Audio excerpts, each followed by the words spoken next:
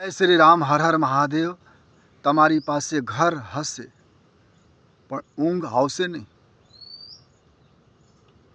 પુત્ર હશે, સાંભળશે નહીં.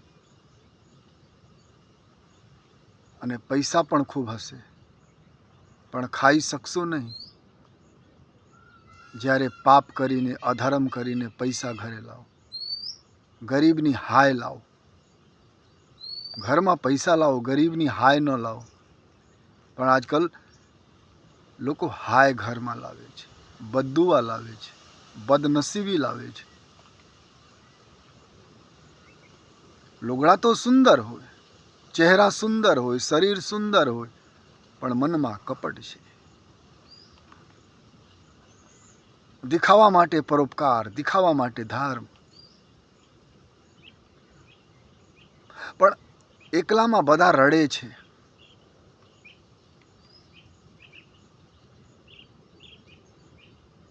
ચાહે ફિલ્મી કલાકાર હોય,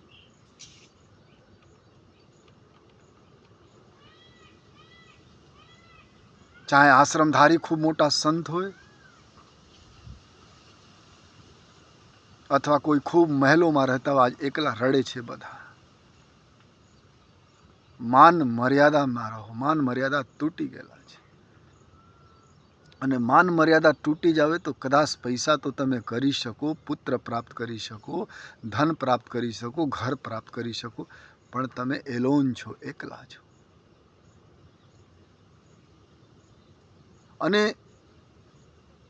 નીતિ સાચો હોય તો દુનિયા વિરોધમાં હોય, પરમાત્મા સાથે હોય તો કોઈ કાંઈ ન કરી શકે. અને નીતિ ખરાબ છે અને દુનિયા તમારે સાચે તો પણ તમે એકલા છો. અને કોઈ એકલામાં કોઈ ધનવાન મળતા હોય, કોઈ પુત્રવાન મળતા હોય તો બાતી કરે, સાંભળશો ને? સાંભળતા નથી. પત્ની સાંભળતા નથી, પતિ સાંભળતો નથી.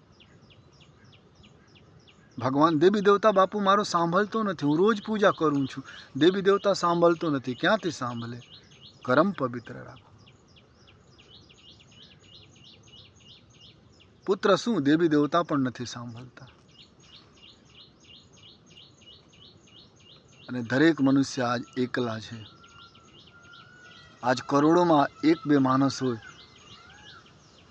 જેના પાસે જીવનમાં આનંદ છે. ભૌતિક સુવિધા તો આજ બધા પાસે છે. જંગલમાં મારા જેવા રહેતા એના પાસે બી થોડા બહુ ભૌતિક સુવિધા છે, પણ આનંદ એ તો નીતિ પવિત્ર હોય તો મળે. કોઈ બંગલામાં રડે છે, કોઈ ઝોપડીમાં આનંદ કરે છે. અને કોઈ ઝોપડીમાં રડે છે, કોઈ બંગલામાં આનંદ કરે છે. ક્યારે નીતિ સાચો હોય તો. નહીં તો એક સમય આવે દુનિયા માફ કરી દેવે, કદાચ ભગવાન પણ દયા કરી જાવે, પણ કહેવાય છે પાપ સર ચઢીને બોલે છે. અને ત્યારે પછી જીવતા લોકો બદનામ થઈ જાય. અને જે જીવતા બદનામ છે એ મરેલા છે, એ જીવિત નથી.